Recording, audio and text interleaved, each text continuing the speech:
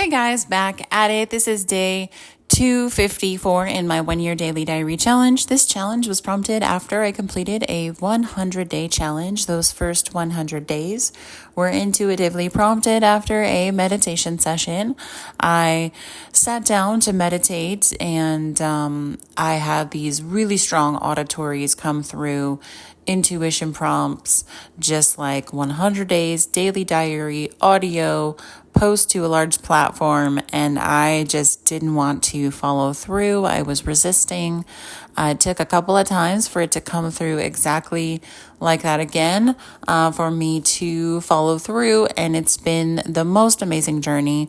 So if you want to listen into those first 100 days, please pop back and do so. If not, we're just going to get right into today, day 254. Now, today is a Thursday, and this week has just been kind of going a little different than normal weeks have gone, outside of the normal routine. So still getting my kids up and ready for school, still, doing my workouts, still just like, getting to household chores and planning for the move and different things like that. So those things are still the same. It has just been for the past week, maybe or more, I've been feeling heavy with my emotions, just like I can flip at a coin. Either I'm like super emotional and ready to cry on a dime, or super pissed off and ready to just pop off and be like the nastiest gremlin in the world. And those are not typically my normal range. I'm typically more calm and positive and just vibing with life and enjoying the ride, staying with flow in flow state. But it's just been all of these retrogrades and shifts and eclipse season and all. I think really it's been affecting me, and not just me, but some of my friends and other people that I've connected with too. So today I had kind of put it out there that, all of this family drama stuff came up with the house in Florida, with my grandmother, with my mom, with me. We're all involved. And although, my grandmother and I talk every week and we are in person and we're, I'm feeling her emotions and seeing what she's saying and how she's reacting. She is still a grown woman, and like I said the other day, I decided to step in and advocate for her and speak up to my mom about what I had witnessed and what my perspective was on things and what my grandmother and I had talked about. Then my grandmother got on this train about, shifting the way the house dynamics were and how everybody was living there or not. And all I was doing is we were independently having conversations, but not having conversations together. A lot of frustration happened. And so now I'm talking to my mom about the house situation, and just going to clear the air about that. So I got the kids to school, my daughter first, then my son. My son didn't want to go. It was really frustrating for me to, get him to go to school, and there was a little bit of an argument there. And so I didn't really enjoy the morning getting him off to school because I was emotionally not prepared to deal with that kind of resistance. And I own it, and I owned it to him too. But got him off to school and then got home, started my workout routine, started my normal things, talking to my Florida crush guy, and then my mom called to talk about the house situation. So while I was in a state of what I thought was a good state, had a really hard conversation with my mom, and she basically flat out said, she's not going anywhere. And through the conversation, other things came up, and I listened, and I didn't react to everything that I heard and I could have reacted to, which I felt like was I wasn't doing it in an old state of where I'm like, my voice felt quieted. I could have totally popped off and just like spoke my truth in that moment. But I felt like in the moment of all of these heightened emotions, it wasn't proper for me to say certain things. So I did hold back a little bit, and the conversation was what it was, and she spoke what she needed to, and I listened and I spoke what I needed to. And after I got off the phone, I ugly cried and chest heaves and mourned the loss of something that I was holding on to for quite a while that I didn't realize I was still holding on to, and something that I knew I needed to release for, I would say, 2 to 3 years. So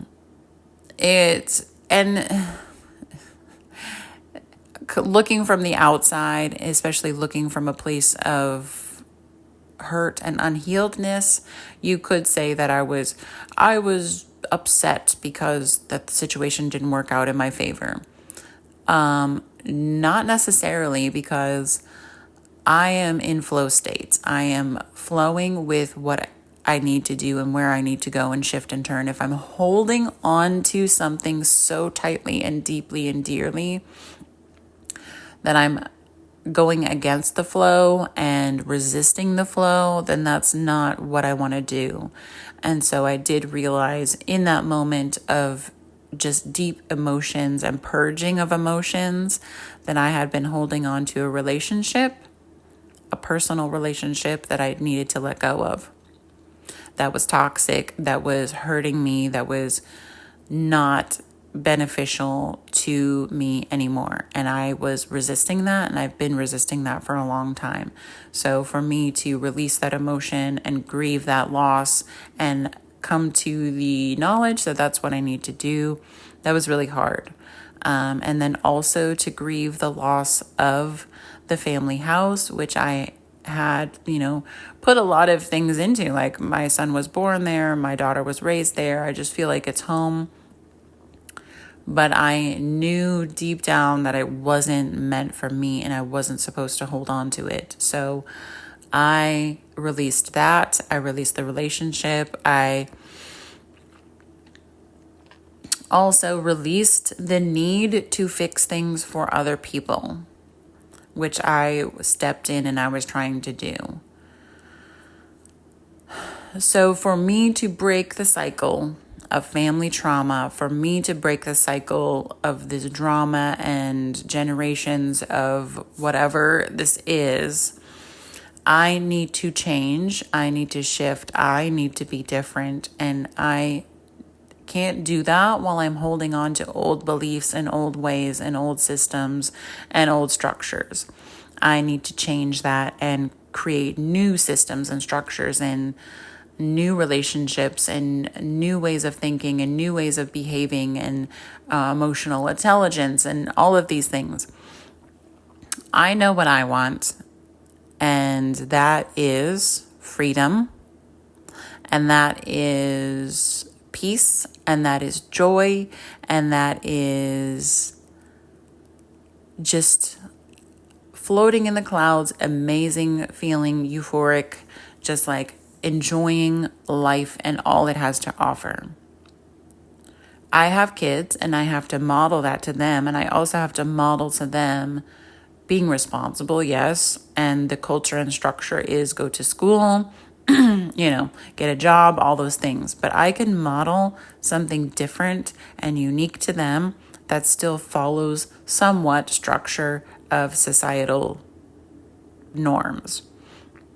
And so with the release of this relationship, with the release of the holding on to a physical house, an item, with releasing all of these, following the previous structures and having to fix things myself, I can't go into a situation and fix something if I wasn't invited in and I wasn't allowed to fix it. All I can do to fix it is do the work on me, do the work on me so that it passes on to my kids and their kids, and I can shift and stop it now. So that's kind of all of these realizations came from having that conversation and having this big roadblock and just like, this is not what you need in a way. So after that conversation, after crying and heaving and grieving, I laid down and I meditated for about 45 minutes, 45 minutes, maybe an hour. Relaxing music. I went in Reiki state. I did some deep cleansing and purging and cord cutting and calling my energy back to me, doing a whole lot of things on myself in that moment. It's also, we're getting ready for the full moon and the red blood, it's a long, something blood moon eclipse. Anyway, so we're getting ready for that. And I'm like, I need to do the work to ground myself right now.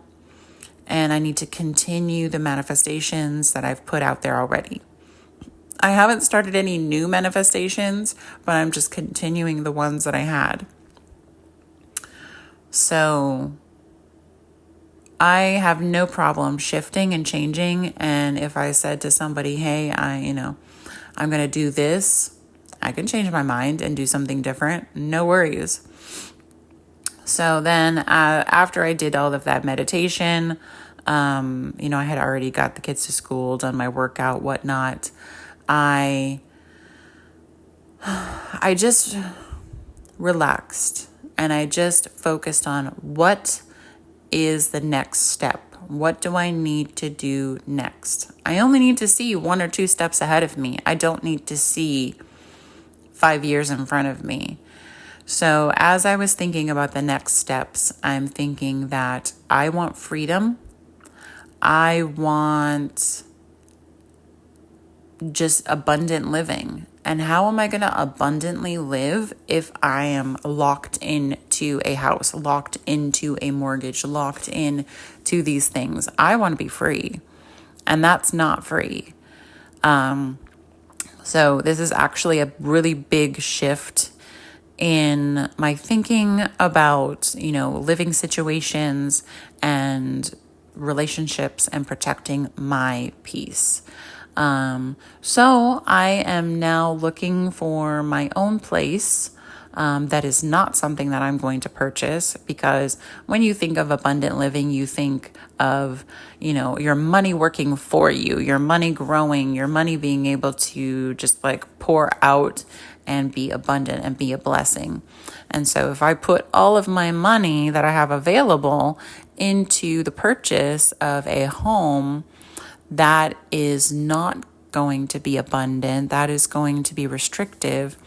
And that is not what I want to do. So I'm going to get I'm going to get a tow hitch put on my car, which I knew that was going to happen.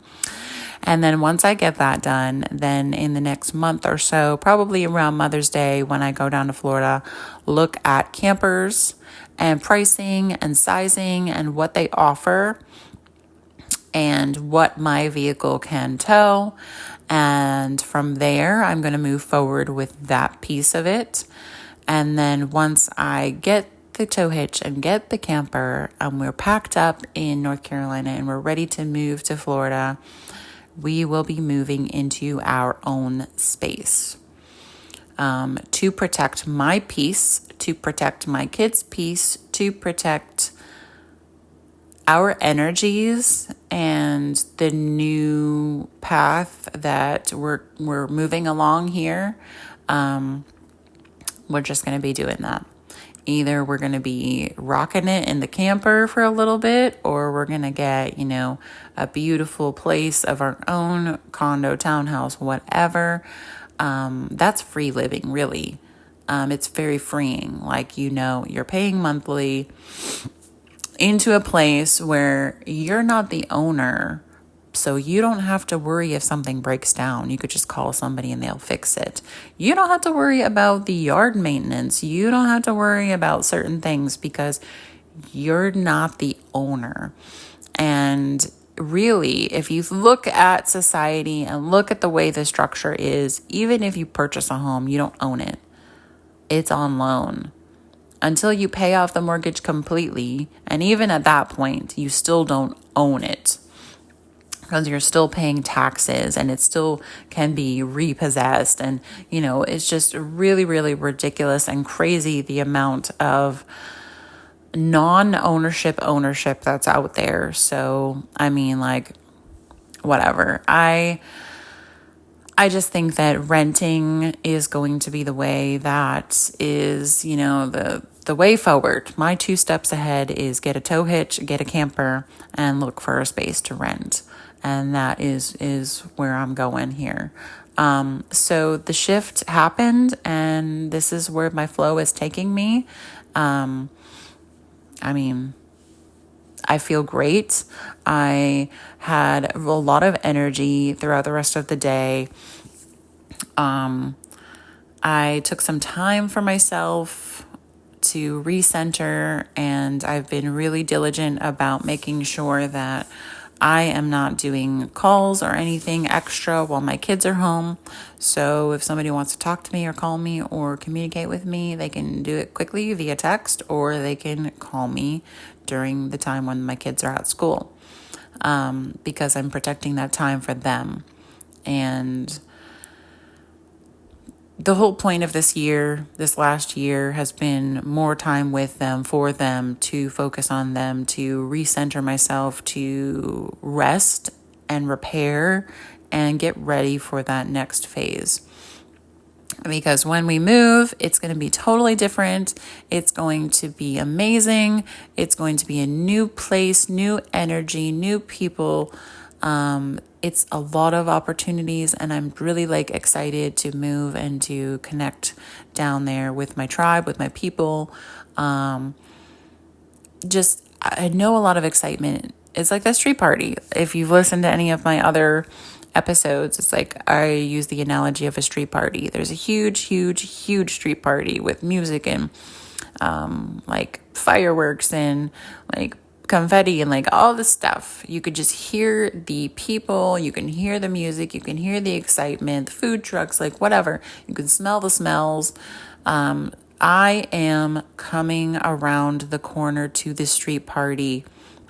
My excitement has been building. I am so ready to be at this, at this event. And I'm getting there. It's coming, and it's going to be amazing. And it doesn't mean that the street party is the end. It just means that that's the next thing that's coming for me. And as I'm walking down the sidewalk, as I'm hearing the things around the corner, as I'm seeing, lights and different things from the other side, smelling the smells, just the excitement is building, and I'm coming to the party. It is going to be amazing. And I just I'm enjoying this time before I get there, because it's amazing to get there, and then it will be amazing to get there, if that makes sense. But anyway, so the rest of the day was great. The kids it was Thursday, so my daughter, I was picking her up in Carline, and I went to the school to pick her up in Carline, and typically in the morning they'll have cones blocking off one of the lanes, and at the pickup Carline, both lanes are open. So I got there early-ish, and the cones were still in the second lane, so I just decided to move them because they would be moved anyway. And it was really a step outside of my normal. I would have just sat in my car and not moved them. But I was I'll get out of the car, I'll move them. They're going to be moved anyway. And then picked my daughter up. We went to the chiropractor. We had a really good time at the chiropractor, getting our adjustments and our massage chair time.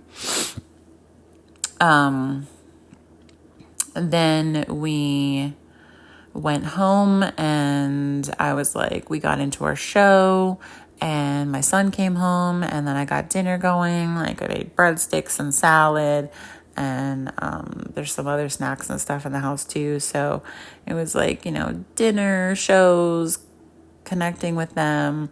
I made sure to talk to my son in the car on the way back from the bus stop about, what happened in the morning, and that I was really sorry. I apologized, and that I shouldn't let my emotions get the better of me. I'm human just like everybody else. I'm not a robot. So it happens, and I own it, and we're moving forward. So that was good. And then we got ready for bed. We all went upstairs, and I was having a really hard time going to sleep with all the stuff that had happened and the full moon pulling. So I did I think it was like 7-4-7 breaths. So inhalation for 7, hold for, I kept changing it up because I was like not happy with the different lengths. So it was either 4 or 5 seconds that I would hold for, and then exhalation for 7. So 7-5-7 maybe it was. And focusing on the count and the breath, it just brought me to a different space and allowed me to rest and allowed me to slip into sleep and then not have any, crazy thoughts on my mind while I was going to sleep. I did my manifestations before bed. I did my manifestations like all throughout the whole day. So the full moon, lunar eclipse, blood moon, happening in the wee hours of the morning, which I don't think I will be waking up to see, but overall, it was a good day. It was a hard day. It was an emotional day, but it was a necessary thing to happen before all of this massive, it was part of my purge, obviously. I needed it to happen at this point. But it's good. It's good things. And it's things that, like I said, I've been holding on to this stuff for 3 years, 2 or 3 years, and trying to just say, oh, it'll be fine. It'll be better. And it wasn't ever meant for me to hold on to. So I can own my part I played in this as far as holding on to something that doesn't belong to me and releasing it and making space for something bigger and better. And that's meant for me.